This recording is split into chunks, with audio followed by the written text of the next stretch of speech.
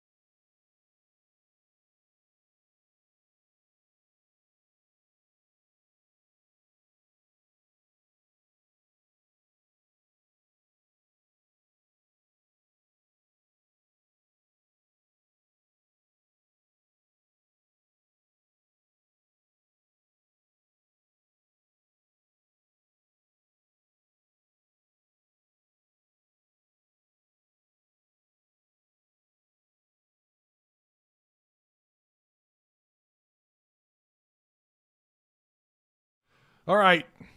Let's do this. 3, 2, 1. Yo, what's going on? Hog fans, SEC fans, welcome. Welcome to the Pig Trail Network YouTube channel. I'm Ty Hudson. I hope you guys have had a good, I hope you had a good Tuesday since we last talked. Welcome to the Pig Trail Network YouTube channel semi-daily show. I'm still working on the thumbnail. Still working on that picture, on the graphic. It's a work in progress. We're transitioning. We're starting to transition from football to basketball. We're also getting caught up a little bit on recruiting, trying to get there. There's some, I know there's a little bit of hype for people who pay attention to recruiting. We had Sam Pittman talk about Catalon on Monday. If you guys haven't heard, some interesting news about his future. Not really news, but maybe kind of a suggestion. Is that the right thing to say? Do you guys like the hairdo today? I hopped in the shower like an hour ago and I was just combing it. My hair is hard to work with. It's why I used to wear beanies. Years ago, for people who've been around for a minute, you OGs, you remember I used to wear the beanie, and that's why. My hair is really freaking hard to work with. So I was like, forget it. Let's just throw the beanie on. I might be doing that again soon. Or just get another haircut. That could work too. I'm excited for basketball. As I said on Monday, I am so stoked. So we will start there. Again, we'll get to the Catalon stuff here in a little bit. We also saw a new face this week in practice. What it means, maybe nothing, maybe something. Might see him this weekend. I would guess more on the it's possible. We'll have to wait and see if we see him this weekend.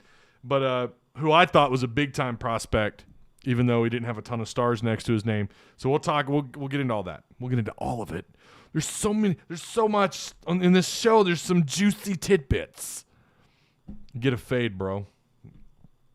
Be a lot easier to work with. Yo, what's up, Robert Ainsworth? Kelly Marie. Hey, finally I caught a live show. Welcome, Kelly. Moderator Kelly. Shahid Mustafa, Mr. Ty Hudson. How's it going, man? Hope you're doing well. Big man Ross. Yo, Big Donnelly. How you doing, man? Shahid says thumbs up. Yeah, get the thumbs up. Do me a favor. Subscribe for those of you who are new. Subscribe. Share. That's huge. Sharing, I can't stress that enough. That is absolutely gigantic when you guys share the content. I'd like it if you tagged me if you're on Twitter, but don't feel like you have to, but it'd be cool if you did. And yeah, hit the like button. Check out all the links. Shout out to the sponsors. Cannot forget about the sponsors. This channel it's not possible without you guys, without Patreon supporters. Of course, it helps too. YouTube monetization helps, but also to the sponsors. Direct Service Overhead. They operate out of Central and Northwest Arkansas. They do good work. They will repair and or replace, I guess, and or your garage door. They do good work. I've shared some of their stuff here, some of what they do. So if you need some work, or maybe you know a contractor friend who's looking for some good garage door work, hey, hit these guys up. Their link is provided for you down below in the description box. And, of course, Stated Apparel. You guys are going down to Little Rock this weekend, and for those of you that are already down there, hopefully you've checked out their store by now. But Stated Apparel, they sell the softest shirts made right here in the state of Arkansas. They have a brick-and-mortar store in downtown Benton, in the downtown Benton area. Mention the Pig Trail. On the website, Tie Rocks, all caps, should get you 10% off. You could try it down at their store. I don't know. I think it'll work. But yeah, they also carry national brands like Native and Southern Marsh clothing brands. They sell those as well. So you can check out their entire catalog. Both those Direct Service Overhead and Stated Apparel, their links are provided for you down below in the description box, and they're in our Discord on the PTN sponsor page. So, yeah, hope you guys are doing good. Where are the fans about to jump off the ledge? ? Well, I'll tell you this much: they're not consuming a lot of Razorback content. I mean, views across the board for everybody are dropping. I mean, I've had this conversation with some other friends of mine, and it's just, I'll say it: Razorback fans are a little fickle. I mean, you lose some games, you're just not as interested. You're not going to watch content. That's just how it is. I've been doing this for a while now, and this is nothing new to me. It's it is what it is. I'm going to be here regardless. If there's 5 of you in chat, or if there's 50 of you in chat, or if there's 5,000, I don't care. Of course, I'd be here for 5,000. I would definitely shave my beard off on live stream if we had 5,000 people in chat. That would be insane. That'd be really cool. But I'm not. I'm here to provide content for you guys and do the best that I can. I know it's getting tough, man. 3-game losing streak. It's tough to consume content. I'm not gonna lie. I try to be as subjective or non-biased as I can here, but look, if the Rams, I'll use them as an example. If the Rams are on a losing streak right now, I would still watch content, and I still do, but I would be a lot less engaged. So I get it. It just sucks. But I include myself among the fickle. I can be fickle myself. What up, Ty? How you doing, Cody Sutterfield? How's it going, man? How's your day? Not bad. I'm so ready. I love that my kids are in softball, but we've got games every night this week except Friday, and I love watching them play. I'm loving that they're engaged in a sport. We want to try and keep them active, but holy crap. Like, Sarah and I are both just like, we're ready. Like, 2 games a night. Like, last night we were at the ballpark from, when did we get there? 5:30 and didn't get home till after 8, I think. After 8 o'clock, I want to say. So when you include, like, you got to get there early for practice, then the coach wants to talk to the players afterwards. It's a lot, man. A lot of you know. A lot of you been there. You get it. Hogs legitimately by 90 this week, says Travis. What's up, Travis? How you doing, man? Speaking of supporting local business and sponsors. Sorry I'm late. What's up, Tonka? You guys don't ever apologize for being late. Don't ever apologize. Don't apologize for missing shows. Don't apologize for being late. Don't apologize for having to leave soon. Don't apologize for that, man. You guys are here, and that's what's awesome. Us diehards are still around. Yeah, that is true. The diehards are still around. That is very true. I had to throw up my yearly meme. Sorry, you know the "oh, we suck again." Oh, yeah. Yeah. How about our ladies being ranked 6th in the SEC with our badass roster? I saw that. I just read that earlier, as a matter of fact. I'm a little surprised by that. I really thought they'd be higher than that. For real. I mean, come on. Really? Good grief. The recruiting there. Chiefs at 3-3. Yeah. Well, Rams are off to a good start, and it helps they've had some easy games. That also helps. Arizona looks legit, though. Good morning, Ty. What's up, Hoyt? How you doing? All right. I think I read most of that. Okay.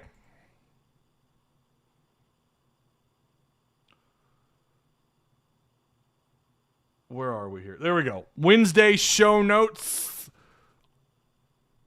Slot number 1. There were, I know not everyone here likes the NBA, but I'm going to start here. There were 5 former Razorbacks on opening night NBA rosters. Bobby Portis with the Bucks. Patrick Beverley with the Timberwolves. Moses Moody, did you see that little shake? Did you see that little shake he did? Moses Moody, man, they're loving him down there, or over there, I should say, with the Warriors. Isaiah Joe with the Sixers, with the 76ers. And Daniel Gafford with the Wizards. Was it Gafford that got that huge contract? I haven't read the details of that yet, but I think he got a pretty sizable extension. I do still claim Patrick Beverley. I know some people are like, yeah, can we really claim him though? I mean, he didn't have us in his bio for a while, and of course the circumstances in which he left. Look, man, he's a former Razorback. He's a former Hog. And you know the saying, once a Hog, always a Hog, although to some players you wonder if that applies, but there's no doubt. Patrick still likes the Hogs. He keeps up. He's tweeted about the Hogs from time to time. I still claim him. I think we all should, really. The university still does. Odds on the next LSU head coach per BetOnline AG. Lane Kiffin 5-2, Luke Fickell 11-2, Billy Napier 7-1. I don't know if I'm reading these right. I'm not a Vegas guy. I'm not a gambler. Am I reading these right? Jimbo Fisher, is it 15-2 or 2? What does that mean? I don't know. I said Billy O'Brien. Bill O'Brien 17-2, Mark Stoops 17-2, Bob Stoops 9-1, James Franklin 19-2 odds, Joe Brady 0-1, Mel Tucker 12-1, Dave Aranda 14-1, Urban Meyer, does he pull a Bobby Petrino and bolt like with several games left on the schedule? I can see him doing that. Oh, I feel sick. I'm gonna have to take some sick. I'm not feeling good for a couple of weeks. I'm gonna back out while this 22-year-old intern grinds on me at a bar.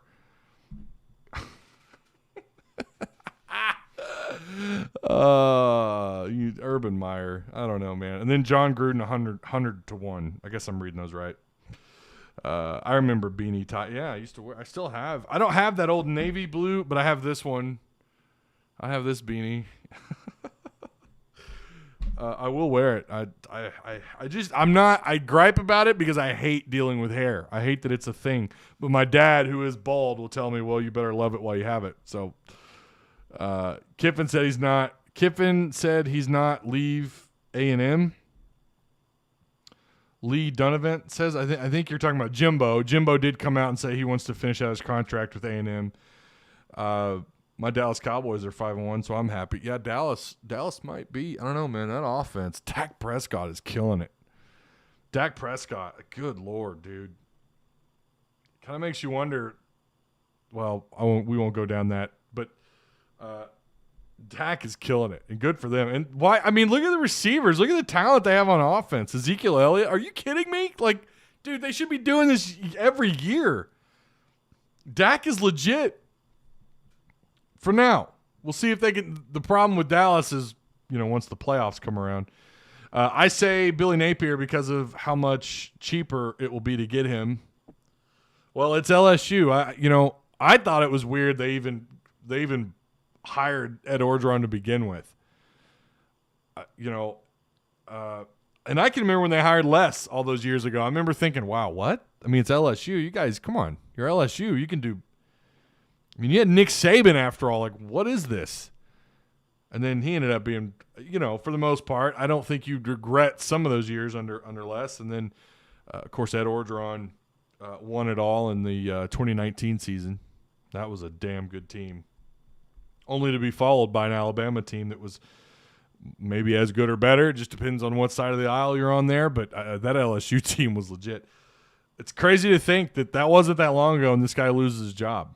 And I know that the off-the-field antics, there's a lot of rumors he was bringing girls. I don't know if that's true. He was bringing girls around during practice. Has that been verified? Is that really happening? Like, what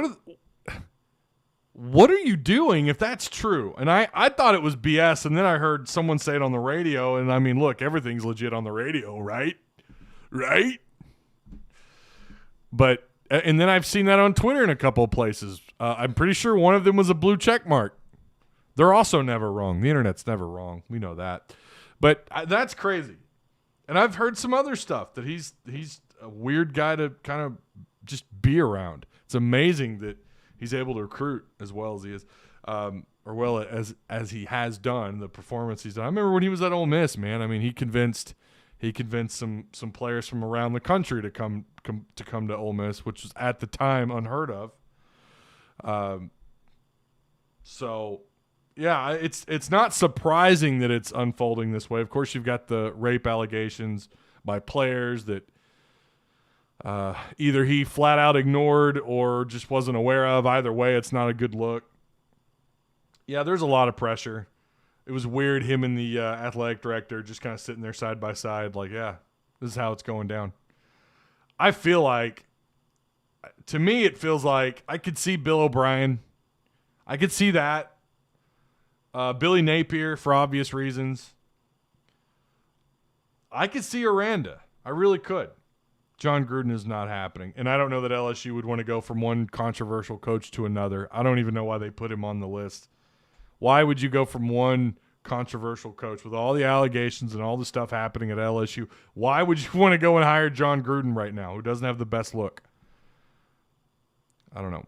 I hope new corn dog I hope new corn dog coach is absolutely terrible. I think LSU deserves to go on a similar suckage stint that we went. Good Lord. Is that not the most accurate thing ever said in this chat? I don't know what's more accurate than that, but Tripp, you just nailed it on the head right there, buddy. You are damn right. The shit that has gone down on that campus, the allegations, and look, allegations are allegations. I do believe in innocent until proven guilty, but sometimes when you just have this mountain of evidence, we know what happened with the basketball program. We could go down that. My God, I mean, are you kidding? Millions of people saw that with Will Wade over the phone talking about their players and being able to outpay certain other places to play the game of basketball. If there's not a program that just deserves to absolutely fall flat on its face in a similar fashion that the Razorbacks did after Petrino, after doing, I don't know, I know some people feel like it wasn't the right thing to do to fire Petrino, but let's be real, it was. Let's be honest. It was the right thing to do. At the time, at first, when I was first kind of hearing about it, I was like, who cares, whatever, it's his personal life. Then you heard that he promoted the girl from within, gave her money. Now, that was out of his own pocket, but the stuff as it went down, he lied to the athletic director, he lied to the media, he lied to the fans. I still think this is just conspiracy talk. Well, not conspiracy talk. This is very Alex Jones InfoWars talk, I'll say. I think he got his ass kicked. I don't know that I buy with the neck brace and his face being all swollen like that. Like I don't ride a bike. I don't know, but I think he got his ass kicked. I've thought since the first time I saw him come out with that neck brace on and Petrino's face just red, swollen, I thought, wait, wouldn't you have like drag, like did he have drag, skid mark, scratches and stuff on his body? He had no other bodily harm except his face being, I don't know. Maybe there were. I know, I remember what the media was saying at the time, that his arms were fine. He didn't have scrape marks on his pants, or like not consistent with a motorcycle accident. So I don't know, man. I think he got his ass kicked. But I think LSU, I'm not saying Ed Orgeron deserves to wreck his bike and get hurt. But in terms of what happened to the Arkansas football program, for what I think was doing the right thing, the penalty that Arkansas has had to pay for that, I don't know. It sucks that teams like LSU, like they're going to go out and hire a good coach. And they really can. They are one of the top jobs in the country. I mean, they are. We could sit here and argue about that all day long, but you don't win a national title with the last 2 head coaches in the span of period of time that was, in 10 years, and be a bad program. Might be a little down, but that's a place where you can go and you can win. You can win quick. I could see. I don't think Lane Kiffin will go, and I've had this conversation too with some people. I don't think Lane Kiffin takes that job because he's already got that reputation of being a job jumper. All right, he didn't want to do that again. He's done a pretty good job of repairing his image.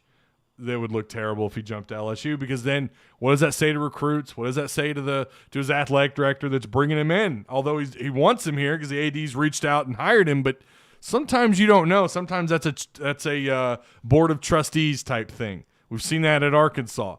Maybe the AD isn't so thrilled with the hire, and then you have this kind of back, similar to Hunter Yurchek and Chad Morris, but Chad Morris that was an easy fire for Hunter. Chad gift wrapped in that one, but because he was so terrible as a head coach. So yeah, I don't see Kiffin doing that. I don't see it. I'll say this: I'm not ruling it out, but I think it'd be unlikely. Hog Twitter is pushing Chad Morris. Yeah. They should hire Cincy coach. Maybe Cincy would suck next year when they play us. I would like for that to happen. Bloodline says I would have liked Petrino to have just went to rehab and therapy. Yeah, I'm saying the firing was justified. Could they have gone a different route with it? Sure. But the firing was justified. After the dust settled and, now that's been almost a decade, that's hard to believe. We're coming up on a decade on that. Can you believe it? I didn't have kids. My wife and I just moved into this house. That's crazy. But it's justified. Could they have done things differently? I don't know. It is what it is. I don't know. Even if they do, I still think Cincy will be tough. I would love if Chad Morris went to Corn Dog Country, says Eagle. We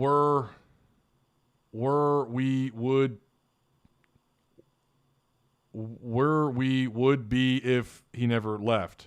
Okay, so you're asking where would we be if he never left? You're talking about Petrino? I don't think 2012 would have gone the way that it did with John L. I've said it before. I think Arkansas, I feel like they'd be a 9-win team. I know it's easy to say, well, you saw what happened in 2012. Look what happened. Look what happened with that team. You got to understand, Petrino built a house of cards, but regardless, it was his house. When he left, it crumbled. At the end of the day, pretty average recruiting, but he was able to win and get the most, similar in a different way, similar to what Houston Nutt was able to accomplish in his time at Arkansas. And and then when he comes back to coaching, I firmly believe in the venom coming out of the snake. I call it the Tiger Woods effect. We've seen this time and time again. Whatever made them great, you take a piece of that, or you alter it, or you change it. It's like having that CEO mentality.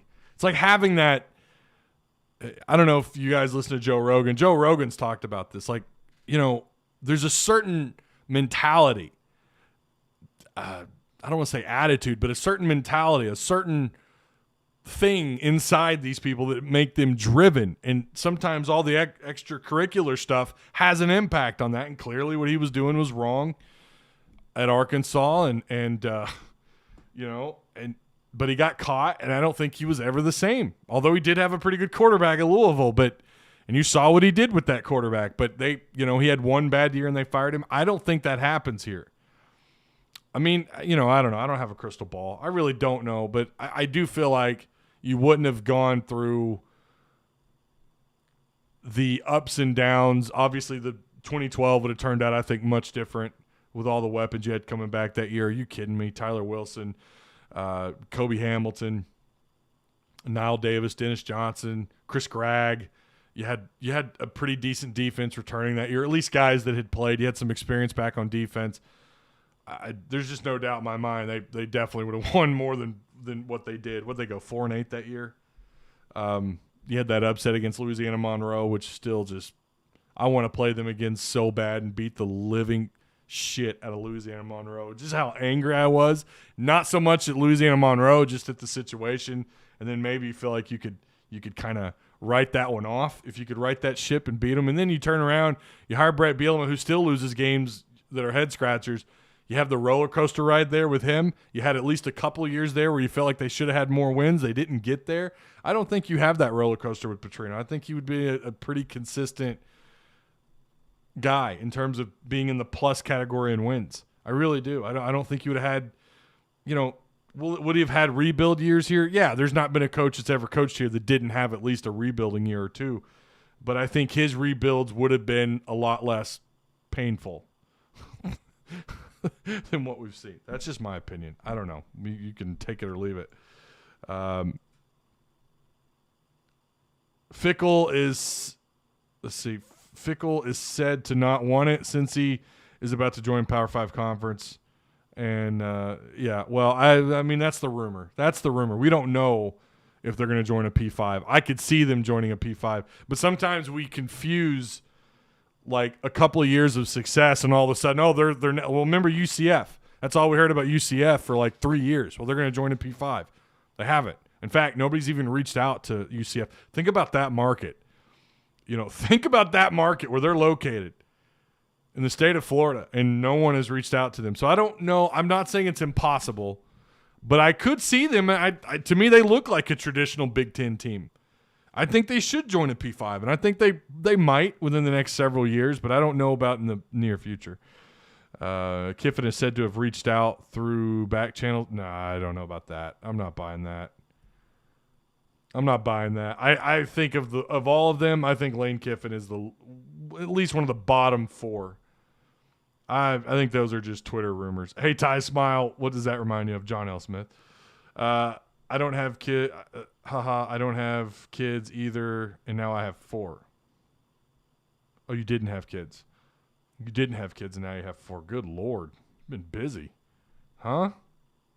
Been busy. The SEC West is the hardest division. Arkansas fans are spoiled. This team is going to be great for the foreseeable future. Hawk fans are spoiled? What? Please tell me what you mean by that. How are they spoiled? Like, I could see making that argument to, like, LSU fans or Florida fans. Arkansas fans are not spoiled. I think what happened was they got a taste of success, and then when it came crashing down and they dropped completely out of the top 25, they lost interest, and I don't know about being spoiled. I don't know about that. I don't know if I agree with that. Spoiled is incorrect. It is incorrect. I don't get that at all. UCF joined the Big 12, didn't they? No. Nope, they're not in the Big 12. If you think War Memorial is bad, it looks like a palace compared to the dump UCF plays in. Well, yeah, I mean, again, they're kind of new to this success thing. We're not spoiled. We just want to do great. Yeah, I agree with that. All my information is coming from LSU Talking Heads. ESPN Radio out of LSU has reported what I've shared. I've been watching a lot for about a month. Yeah, I'm just not buying it. I'm sorry. I'm not buying it. I mean, he's not. That would be such a bad look for Lane Kiffin. Dude, that would be such a bad look. I could understand like year 5, year 6, and he's had some continued success. Maybe he gets an extension, and then a year later he drops out and goes to LSU. I'm not buying that after 2 years. That'd be crazy. Atomic Leg drop the like button, brother. Oh, yeah. Snap it to a Slim Jim. We're not spoiled. We want to be great. I already read that. Give the like the pedigree. That's Triple H, right? That's Triple H. Yeah, and I think that does play a role. I do agree. I think that plays a role to join P5 too. You've got to be able to sell tickets, man. And you got to have a somewhat respectable stadium. And I really don't know, where does Cincinnati play? Triple H. Yeah, Triple H. That's right. We will. Let's see. We will never ever join the Big 12 because of all the money we make in the SEC. I agree with that. UCF did join the Big 12 on this. No, they didn't. They did?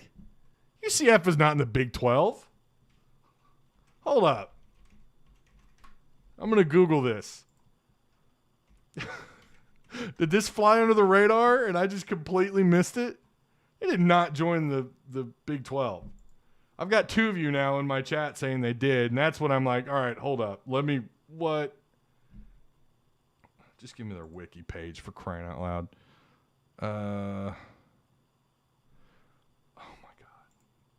I don't want their UCF conference. They're in the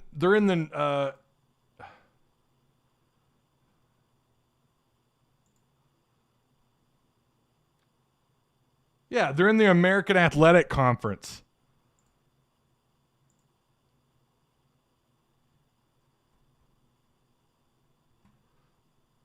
Hold on. What are they doing this year, by the way, under Gus? That's something else I haven't looked at.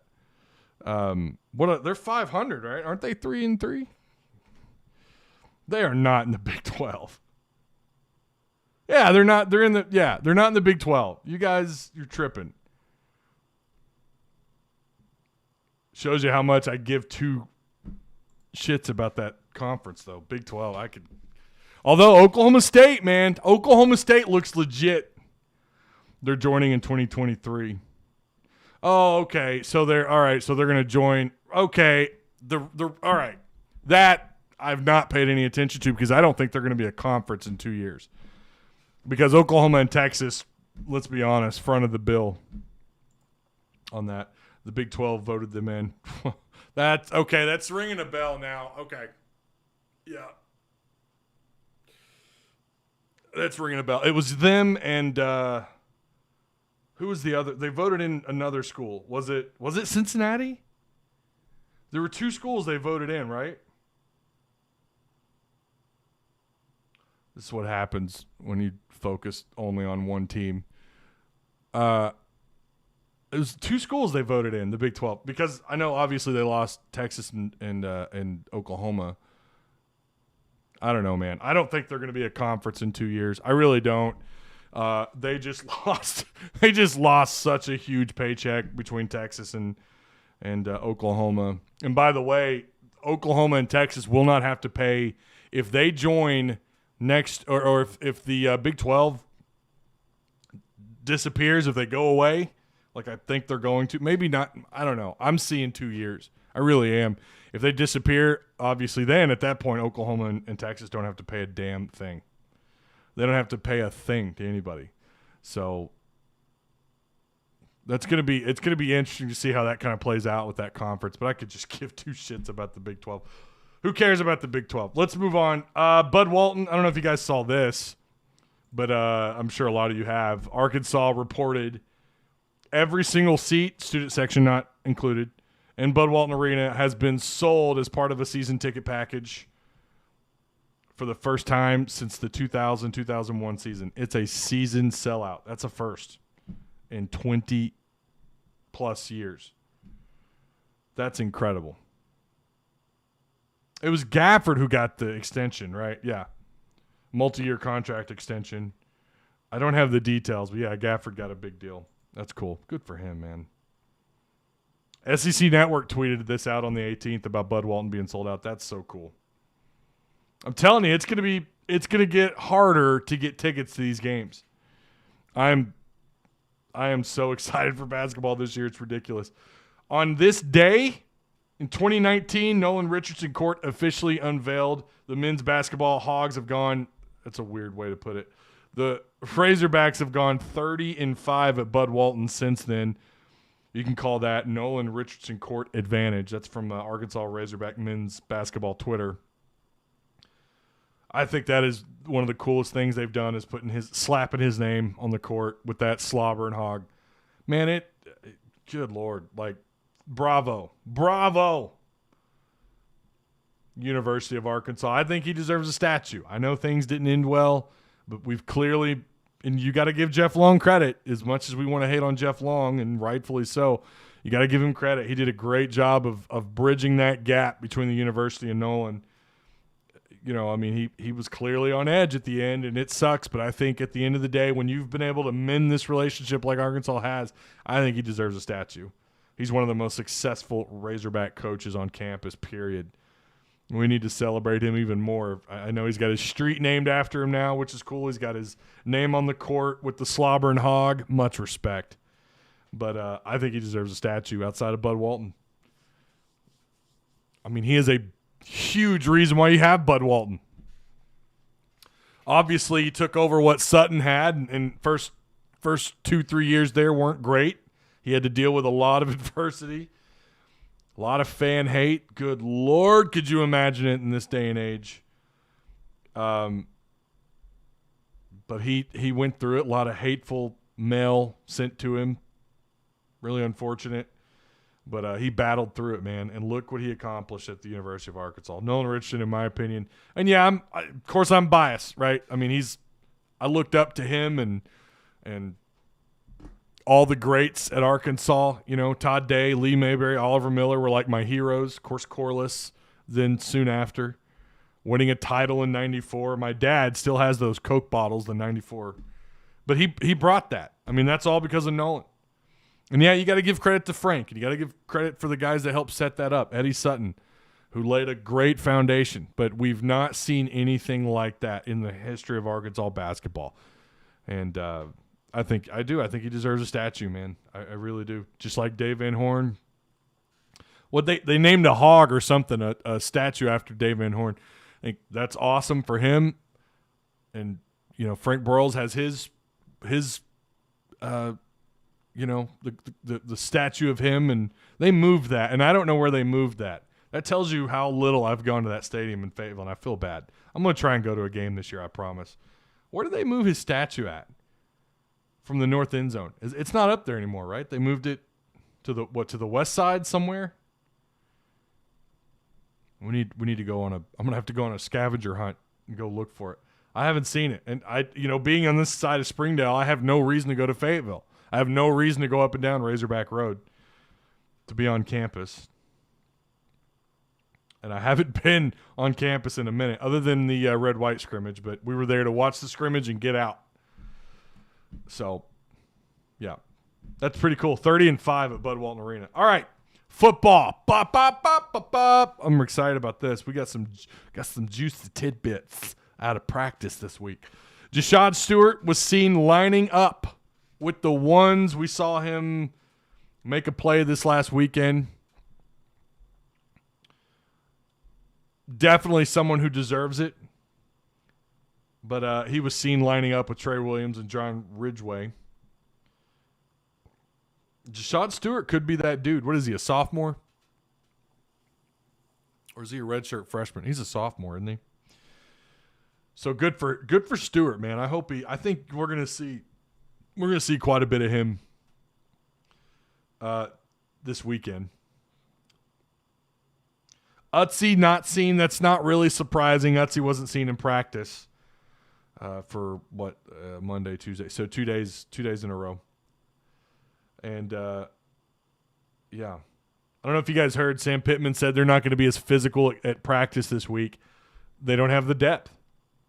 They don't have it. And to hear your coach talk about it out loud so blatantly is, that should tell you everything you need to know. And Sam is not one to throw anybody under the bus. But I think he was speaking a lot of truth, man. They don't have the depth. And you lost.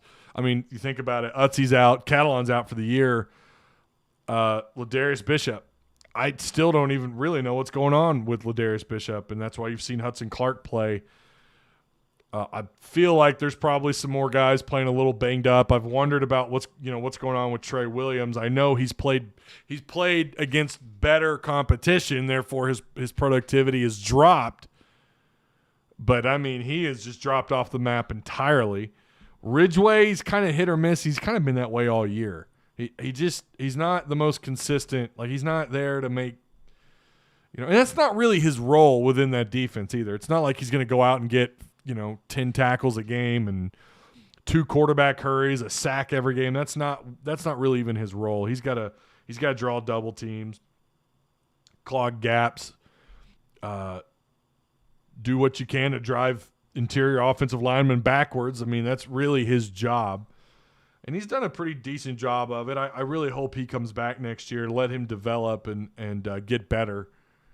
But I mean, we'll see what he does. And you have that same opportunity with Bumper Pool too, by the way. Bumper Pool can come back.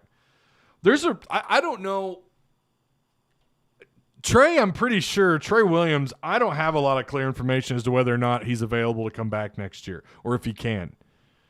At first it looked like he wasn't going to because he had 4 sacks. I think he was like tied for top 3 in the SEC in sacks going into week 5. Now he's kind of dropped off the map. Like I said, I'm starting to wonder if he's not playing with a semi-serious injury or something, maybe ribs. I don't know. Maybe a lower body thing that's just kind of hampering him. I don't know. It seems to me like there's something going on with him. I don't know if he has another year or not. Now, I've heard Clay Henry said on the radio yesterday that he did. And then Ty Richardson said, well, now, wait a minute. He's played X amount of years. So there's mixed opinions out there, or I don't know. Someone needs to just ask Coach Pittman, does he have another year and can he come back, and how interested is he in coming back? So I guess right now we'll just say he's not, but we'll see if that's true or not. Let me go back to chat here really quick. Utsy's been disappointing this season. Yeah, I think part of it's his role, and the other part of it is he's just underperformed. Yeah, Trey Williams went bye-bye with his production. Michael Kopesky being negative. What up, Ty, and hello, Belk Bowl.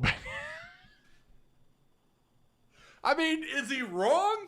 I don't know. I mean, you're looking at 6-6, 7-5. I don't know that he's wrong. You're looking at Texas Bowl. That probably is a realistic expectation right now. But yeah, Michael is.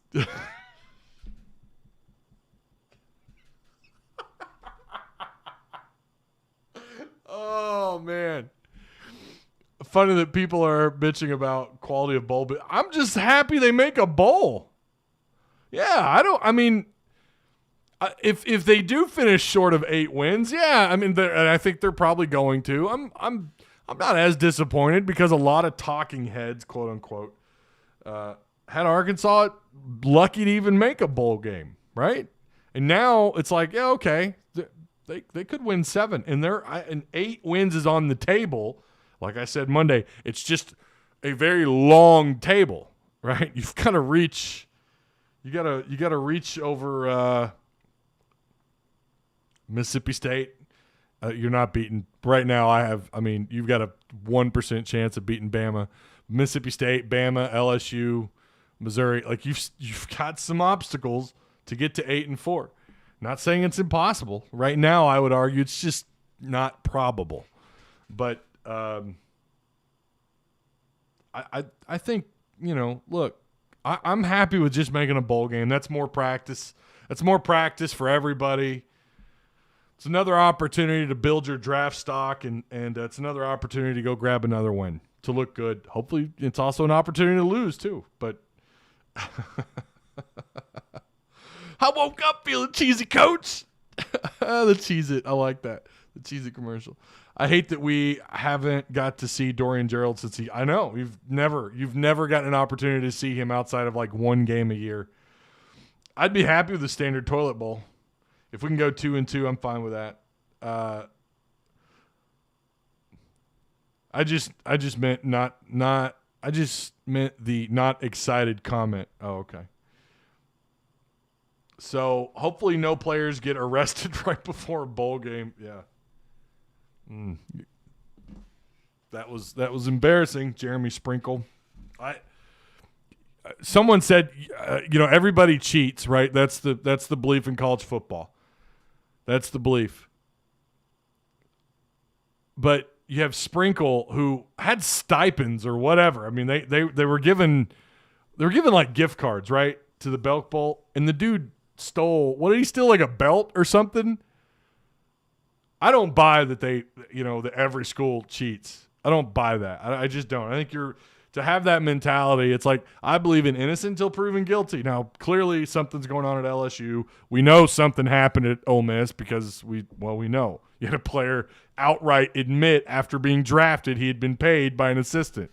No doubt that Ole Miss cheated. No doubt that LSU's up to something. A lot of accusations, but not all of them are. I mean, some of them are. Look, they're well-founded. Remember FSU got caught stealing shrimp and crab? Yeah. I do remember that. After some big wins, a lot of folks adjusted expectations. Weren't we all saying preseason, let's just make a bowl? A lot of people were. A lot of people said, just make a bowl game. And you're on par to do that. You're going to get a win.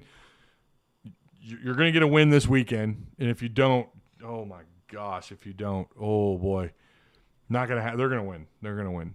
I don't see how they don't.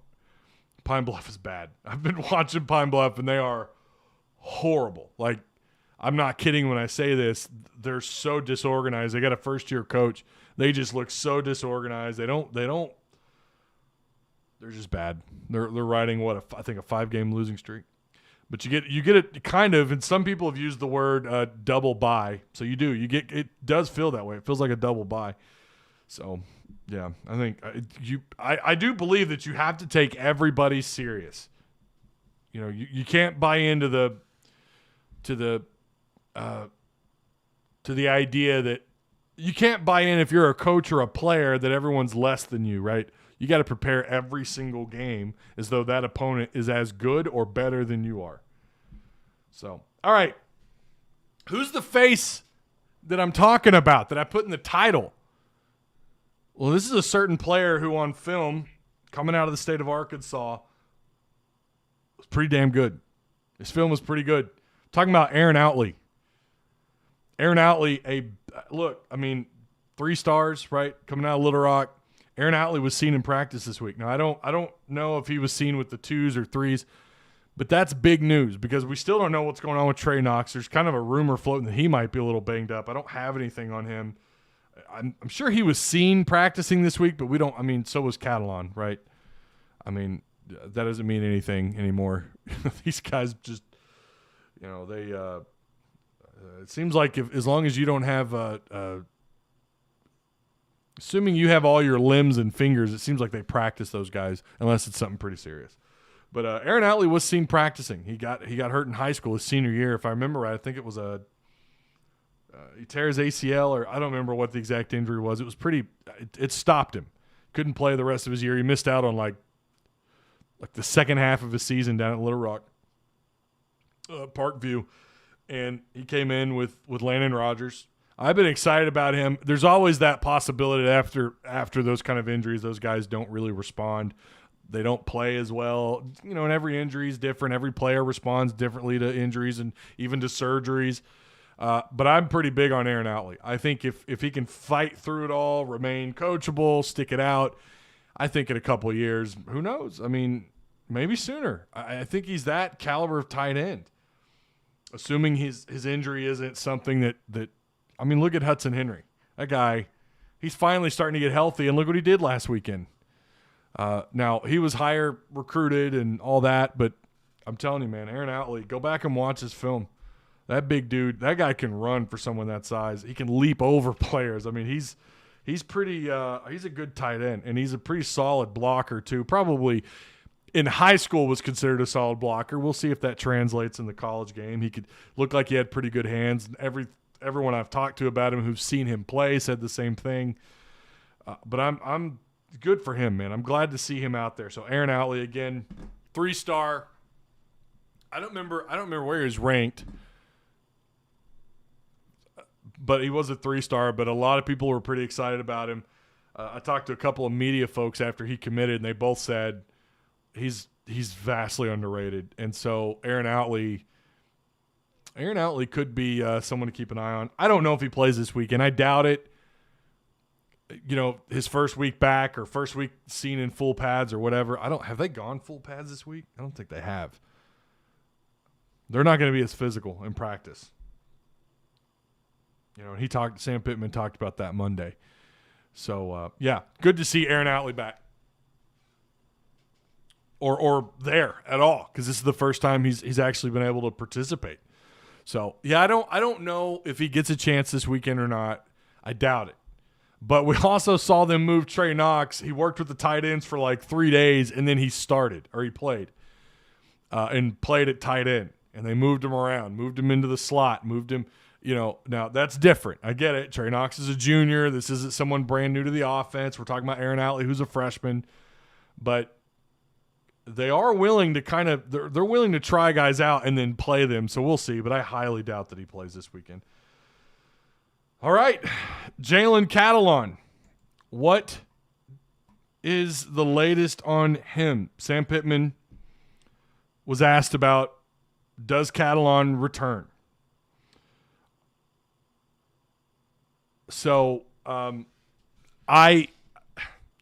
said all along, and we know that this was in question because of, well, look, Sports Illustrated, I think, was one of the first major publications to put him in the first round. About 2 weeks ago? Was that 2 weeks? We talked about that here. They had him projected in the first round. They had him as a I want to say 23rd pick overall in the draft. And I think most other draft boards, I think Dudley Dawson talked about this, most other draft boards have him somewhere in the second round, possibly late first round. So now there's a lot of speculation he's not coming back. He's a redshirt sophomore, so he is eligible. And here's what Sam Pittman had to say. Has he indicated whether he wants to come back or you know, is he talking about turning pro? Well, I think you'd have to talk to him, but in all my my thought process is that he'll come back. But I mean, I think you'd have to talk to him about it a little bit. He'll know the answer better than me.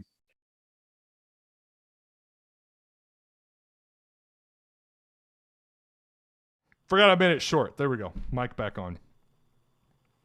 So that's pretty promising. I think we could all agree that's pretty promising. He is a little bit undersized for that position. Look, there's guys 5'10", 5'11", all over secondaries in the NFL for sure. But, yeah, I know my mic was off. I got it on. Thank you, though, Bloodline. I got it. I can see down there on OBS. I appreciate it. Yeah, I think that to me sounds pretty promising. We'll see. And like you said, you'll have to ask Catalon. And I'm sure he's going to have people in his ear. I'm sure he's going to have, did you see what Sports Illustrated did? Did you see where they put you? And we talked about that when it happened. He's definitely, and we've seen this now for a season, I would say a season and a half, that we've seen an explosive player in Jalen Catalon. And he checks all the marks, checks all the boxes. He checks all the boxes. You know, the athleticism, the physicality that he plays with, his ability to cover downfield, his ability to make contact down inside the box, the first layer of the defense. He's not afraid of contact. And that's kind of 50-50 for some safeties. I would even argue in the NFL today, there's some safeties that, yeah, they'll hit, they'll wrap up, but they don't lay the boom like Catalon does. Catalon can force fumbles. He could pick you off clean. He can recover fumbles. Pretty good in coverage. I'm sure that would probably be an area where the NFL's like, yeah, but I think you need a little bit of work in coverage. But he grades out pretty high. And I could see him. The only thing that I think kind of holds him back is his size. I mean, y'all saw how big he looked, though. I mean, in terms of just his physique. I mean, he looks very well put together. Now, he's not a 6'1", 6'2", 220 safety, 215 safety. And look, there's guys, it's kind of a mixed bag in the NFL. You got some guys that play that same position a little bit bigger, and some guys are a little bit bigger than a corner. right? Just kind of depends on what the defense is looking for, what they run out of, what they what they're looking at in their secondary. But Catalon checks all the boxes. He plays that 53-yard, that's how wide a football field is. He plays from sideline to sideline well. He makes perfect reads, great angles. When he got hurt, we saw that kind of decline. And we said it after the A&M game. Something looked off with Catalon. And since you see how big his impact it's been felt. It's been a big loss. And someone brought up Monday, we see the gap between Catalon and Slusher. Well, yeah, that's going to be Catalon and probably 90%, 95% of safeties in college football. I don't think that's fair to Slusher at all. In fact, like Pittman said, I think other than that, getting beat early in the first quarter, other than that, I thought he played pretty solid. And you're also talking about Slusher, and that's the next part of this bit on Catalon is if he does leave, and there's still the possibility that he does. Again, I'll say this much. After hearing Sam Pittman talk, I feel a lot better. His neck was looking thicker than a snake. He looked he looked like a I don't know, man. A friend of mine texted and said he looks like Raphael from the Ninja Turtle. I thought, what do you mean? And he sent me a picture, and it's like Raphael. He looks just huge, but depends on what Ninja Turtle we're talking about here. If you're talking about the 90s cartoons, you're talking about a turtle who's like 4'11". If you're talking about the Michael Bay movies, he's like 6'7", 280, and probably bench presses a car. But he sent me a picture of Raphael from I don't know, it was a comic or something, but it was pretty funny. It was pretty good. But he's built thick, man. And again, he checks all the boxes. But again, the question going forward, though, I think Slusher would be a good next guy up at that position. Now, Slusher's battled injuries both years he's been here. And this year, Sam Pittman said, I want to say during fall camp, he said that it was towards the end of fall camp, I think. He talked about Ladarius Bishop moving him around. And then we find out that he was doing the same thing with Slusher. Slusher can play nickel. He can play either corner spot. He can play either safety spot. Technically, they run 3 safeties, but I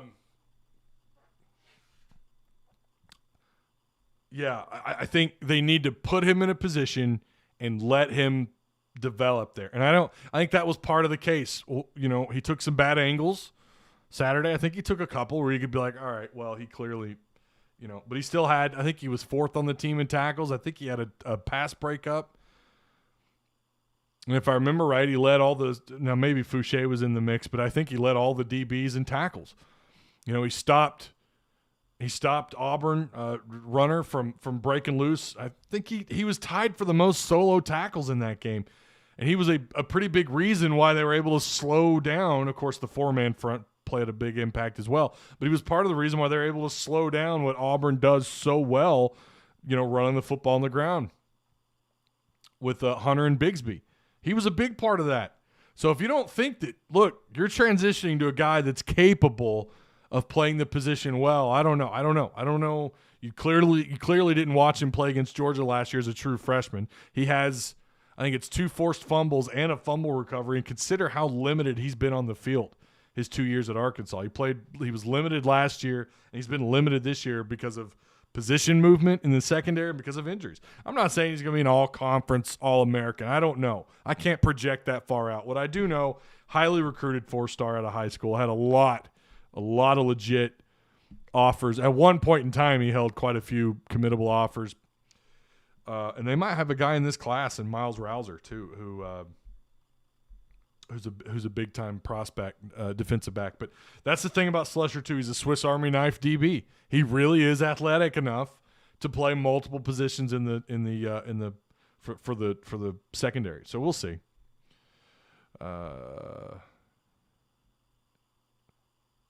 Yeah, no, that's old news. Are you talking about Catalon? Catalon's out for the year. We talked about that on Monday or last week. Yeah, Catalon's out for the year. Slush needs the experience because Fouché is a senior. Right. Yeah, but Fouché plays on the other side. Catalon is like Adams, physical tackler, but can't cover. Well, I don't know about that. Catalon can cover. I mean, he had a pass breakup against Georgia.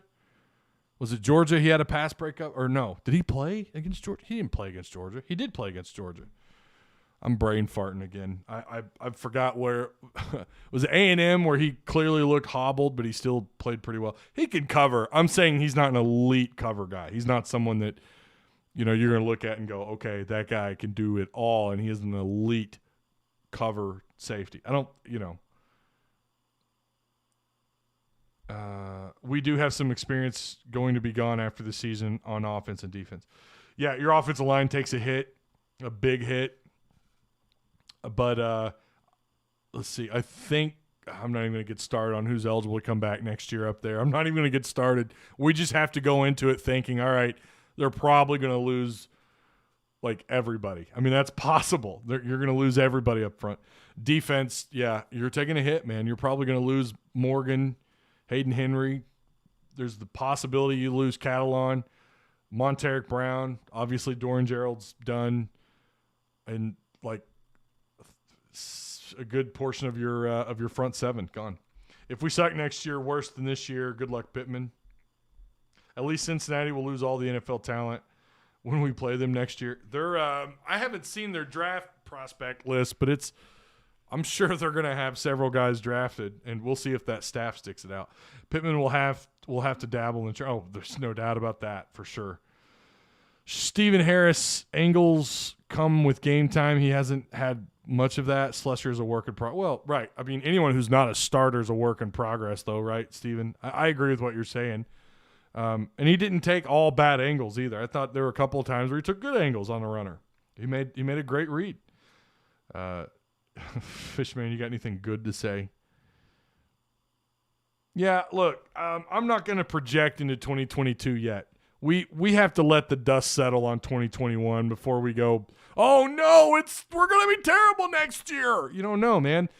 How many of these freshmen? Look at the freshmen that have had an impact this year. And there's an argument to be made that maybe Katron Jackson should be playing in front of Devion Warren. And then you look at Raheem Sanders, A.J. Green. You look at the transfers that had somewhat of an impact, especially in the first half of the season. Yeah, I'm not buying into we're going to be terrible next year. I think that's a very pessimistic way of looking at what's next. There's a realistic case to be made. They might take a step back. That's absolutely possible. That is hard to overcome, and we talked about it this year, the amount of seniors and super seniors they had this year. Don't waste it because that's often hard to duplicate, and you can't duplicate experience. But we've also got guys, waiting for their opportunity. Some guys that have been on the heels of starters on both sides of the ball. You're going to get back. I mean, you look on offense, Hudson Henry, is he looks to me like he's starting to get healthy and he's starting to play a little bit better. Warren Thompson at receiver, Ketron Jackson, Crawford will be eligible to come back another year. Got all those receivers. You had some other receivers that just haven't had their shot on the field yet. Secondary, you're losing Bishop and you're going to lose Fouché and Catalon, possibly Catalon. But then, like I said, Slusher's stepping up. You've had some other younger safeties have their opportunity, but not enough. We just don't know enough about him yet. Ladarius Bishop will be back. You see the kind of impact. Yeah, he got beat out once. Okay, the greatest corners in the history of the NFL have been blown by. That happens. But other than that, he's played pretty solid. You'll get Bishop back next year. You got Devin Bush coming back in the secondary. I'm keeping an eye on Andrew Parker and Woodard at linebacker. Woodard, you guys remember on special teams, on punt coverage, he went down the field last week and destroyed that punt return. Now, maybe he's just a great special teams guy. I don't know, but they don't put sluggish, slow players on punt coverage and put them in that position to make that kind of play. So we'll see. He's also battled for playing time, and he's a sophomore. He's a true sophomore. So he's got time. We'll see what he does. Andrew Parker, got Marco Avant, Christopher Paul. I mean, they've got some young guys to keep an eye on that we just haven't seen this year, mostly because of guys that have 2 years experience or a year experience of Barry Odom's defense and Kendall Briles' offense. And they're seniors and super seniors. We don't know about those younger guys yet. So I'm call me an optimist. I don't know. I'm sure someone will say I'm a sunshine pumper. I'm not. I'm just not as pessimistic as some people. I'm not prepared to say they're going to be terrible. I don't know. Transfer portal is going to provide an opportunity. You have the opportunity of getting Catalon back. Bumper pool could come back. Again, I feel I'm in let's wait and see. That's the mode that I'm in. I'm in wait and see mode. So, what kind of impact do you think Catalon could have made as a true freshman? Well, he did play as a true freshman under Chad Morris. He did. He played in like 2 or 3 games. And I think he even had a forced fumble, his freshman year. But he did play. We've got some young offensive linemen that can be really good. Listen, they're all about Tykees Crawford and Jalen St. John. Stromberg probably gone, but we'll see. His draft grade has dropped. I don't see him on very many. I don't think I've seen him on any of the major. Then again, I haven't looked this week, so maybe it's changed. But I haven't seen him on any major publication in terms of a mock draft in the first round. He could come back, and you talk about huge if Stromberg comes back. Utsi, I don't know about Utsi. Trey Williams and Utsi, I don't know. I don't think Utsi's eligible. I know Ridgeway is. Bumper Pool is. Someone thought Fouché was. I don't know, but I don't think so. You got to go back and think these rules are stupid. They're good, but they're stupid hard to keep up with because you don't know what you don't know, right? You don't know what year did this guy play? Did he play enough games? Did he burn his red shirt before 2020? Or he played in 2017, but did he do enough to burn his red shirt? Do you have to figure that into your, to what you're, to their eligibility? I don't know. Who was Lee talking about? Is Brown a freshman? If you're talking about Mo Brown, no, he's a senior, and I'm pretty sure he doesn't have any eligibility left. Devin Bush could be a big help, but he's MIA. Well, he's been in practice, and he moved his way all the way up to the 2 deep behind Mo Brown, I think. I think he was in 2 deep, or he was working with the 2s. I can't remember which one. And you can't trust the depth chart they put out on Monday. That's why I don't even talk about it. You can't trust it. That's why I don't even bring it up anymore on Wednesday shows. But I can tell you what little reports that I see and the people that I talk to felt like he was making a strong case to be in the 2 deep. They clearly like Hudson Clark more. I don't know. I don't know. I agree with what some people say. Like, you don't win. You don't have the performances on defense without him last year in a couple of games. But then you also have to you have to balance that with the times he's been burned. Hudson Clark is a liability in man coverage, and he's been beaten zone coverage. Like, he's just. I mean, he was a walk-on. I hate to say this. He was a walk-on for a reason, right? I mean, I don't think he had any Division I. I don't think anyone offered him. And I know they didn't in P5.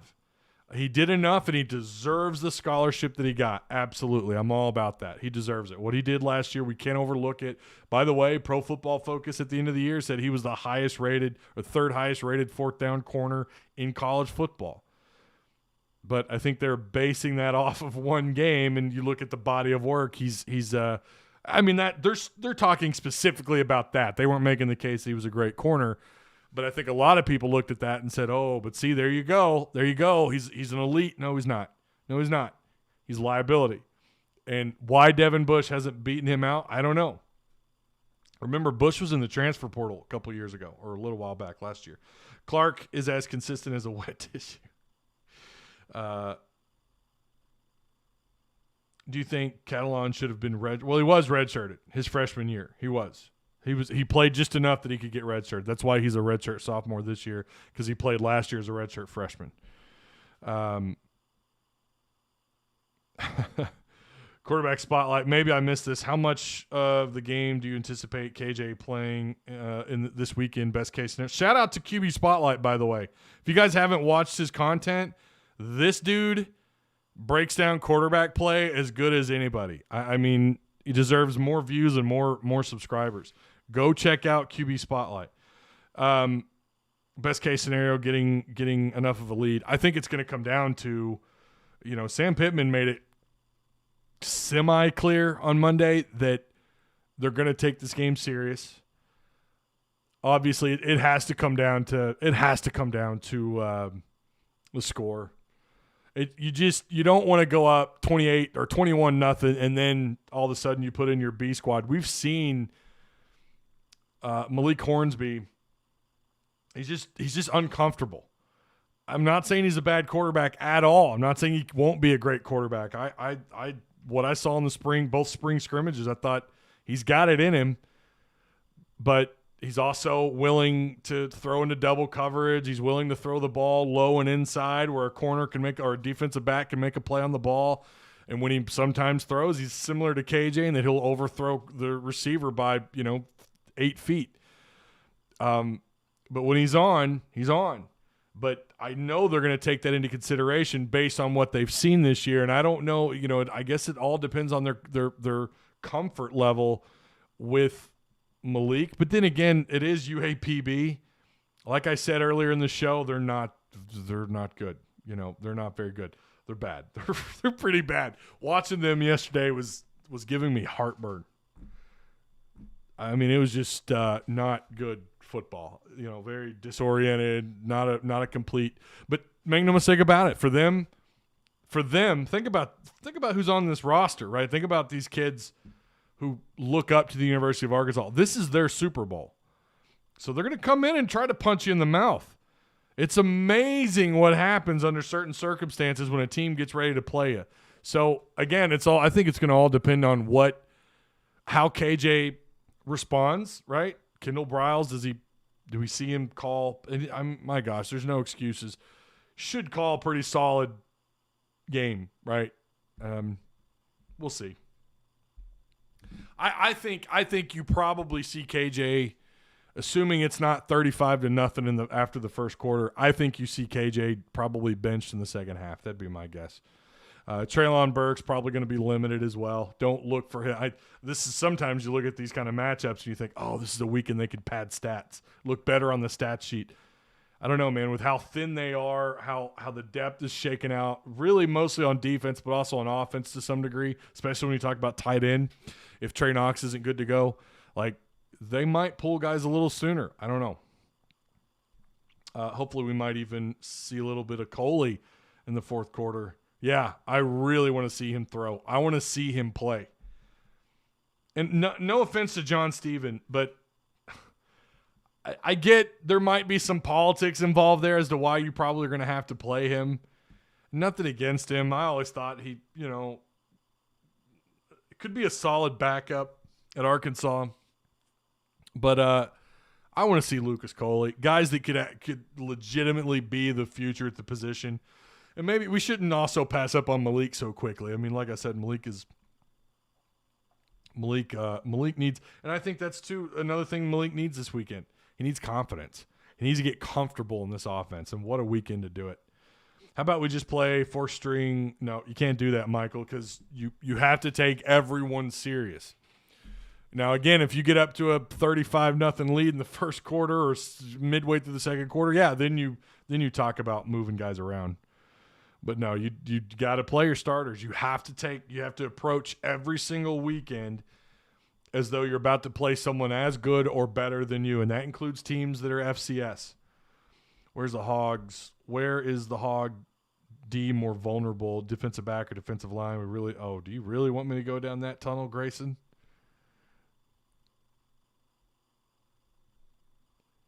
I appreciate the comment. I do, and I'm assuming you probably haven't been here for one of my D-line rants, but yeah.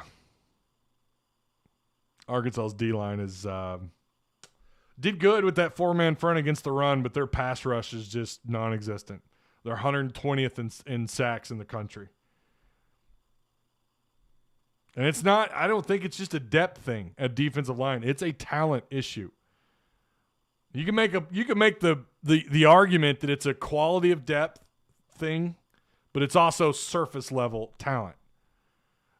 It's the quality of your starters and your back. I'm just not sold on them. Trey started off great, and I do think him and Ridgeway. I hope that Trey has another year of eligibility. I would love to see him play. I'd like to see him more. I'd like to see him get somewhere close to that production that we had in the first half of the season. But since then, it's just non-existent. And since they've played a little bit better, offensive lineman, of course, A&M. I mean, you got to tip the cap. They've got an All-American on that offensive line, and he did well. Trey did really well, but since then, it's like even with a 4-man front, it is non-existent. Yeah, I definitely think it's a defensive line for sure. I appreciate the question though, Grayson. I wasn't firing at you. I promise. How about this comparison, Malik to Tyreek Hill? I think it could be close. Well, I understand Odom is limited with the talent he has, but I hate this 3-man rush with heavy zone. Yeah, I hope they stick with the 4-man front. And I don't know if we talked about this on Monday, but they're expecting Dalton Wagner from Mississippi State. They're expecting oh my gosh. They're expecting some players back for Mississippi State. So they're going to get healthier. They're going to get healthier on the defensive line. They're going to get healthier with Wagner at right tackle. So I think they're kind of hitting that, I don't want to say reset button because you don't have Catalon on offense, but they're getting some players back. They're going to get a little bit of depth back on the defensive line as well. So I hope they stick with more of a 4-man front. I kind of understand why. I like multiple fronts. I like being able to adjust with what you're about to play, and that's not been something that Odom's done this year. It's just not. He's stuck so hard-headedly with that 3-man front, and they got smoked. It didn't work. Pass rush was not there outside of a couple of games. A 4-2-5, right, which is traditional nickel defense, right? And why not? Why not the 3-man front just hasn't been doing it. Yes, sir, Ty. Lucas is a baller. I want to see him play, man. I really do. Talent, not depth. Did you watch Georgia game? Hello. You must be talking to someone in chat. I don't think that was aimed at me. If it was, I don't know what the hell you're talking about. No one you realize he's doing – no one. You realize he is doing what he has to because of depth. Oh, I see. Kelly Marie and Michael are going back and forth. All right. I do appreciate you guys. Yeah, my final thoughts on again, Aaron Outley practiced this week. That's huge. True freshman out of Little Rock.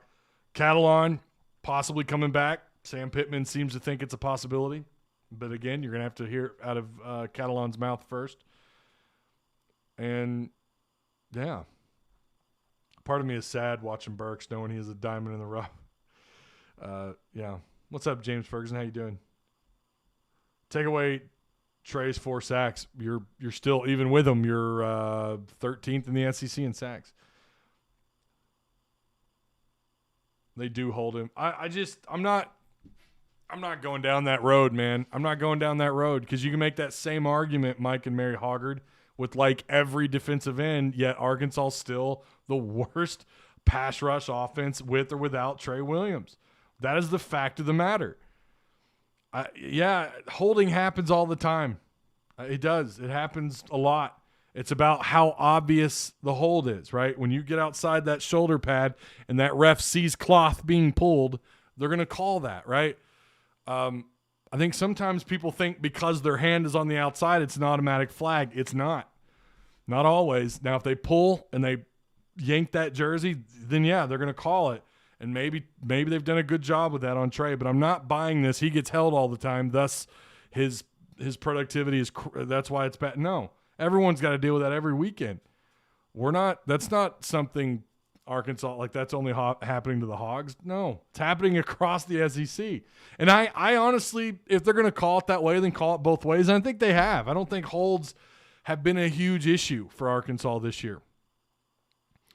But if people want to dive back on, well, we get held all the time, dude, every fan base says that, right? I mean, and I don't disagree. There is some holding going on. And when it's real obvious, God, I hate this chair. I'm going to throw this chair. I mean, you just watch. I'm going to throw this chair. I mean, you watch. Arkansas holds players. There have been times where I'm like, oh, man, they're going to call that, and they didn't. It happens. And I will say it has happened to Trey, and I've seen him get held. Who was that? Was it Georgia? It felt like he was getting held a lot, and they didn't call. I agree, but we can't use it as an excuse because it's kind of bullshit, right? Because that's happening everywhere. There's not a fan base in college football that doesn't make that same claim. Not you, Ty. Oh, okay. I didn't think you were, Michael. I thought you were going back and forth with somebody. When was the last time we had a dominant D-line tie? 14? 2015? 2014, they were good. I think 2014 they finished top 10 in total defense in the country. Yeah, we're not losing the UAPB. Who's making that claim? If we lose the UAPB, do you think someone will be fired Monday? If that happens, probably not going to happen. They're going to beat UAPB. All right, I'm way over. I got a couple of kids I got to pick up and take to the dentist. I was supposed to leave like 15 minutes ago. I appreciate you guys. Remember to like, share, subscribe if you haven't already. And, I'll see you on Friday. We're going to break down, good Lord, UAPB on Friday. You guys you'll be interested to hear Friday. And we might we're going to up the basketball talk as well. Basketball we're warming up for it only because I am so excited. Even if football was doing better, let's say they didn't have this 3-game losing streak, I'd still be talking about basketball because I'm so excited about what's about to happen in Fayetteville. Preseason, did we talk about the AP top 25, Arkansas at 16th? I may not have. If we didn't, I don't remember. But yeah, AP put them at top 20. See, there was so much to talk about. I didn't even bring that up. And that was pretty big news. I'll say this really quick. Too low, but I think I don't have a problem with it. I'll say that. First time you've been ranked in a really long time. So, all right. I'll see you guys on Friday. Woo pig suey, go Hogs. Try to behave yourselves or don't. Whatever. Go Hogs.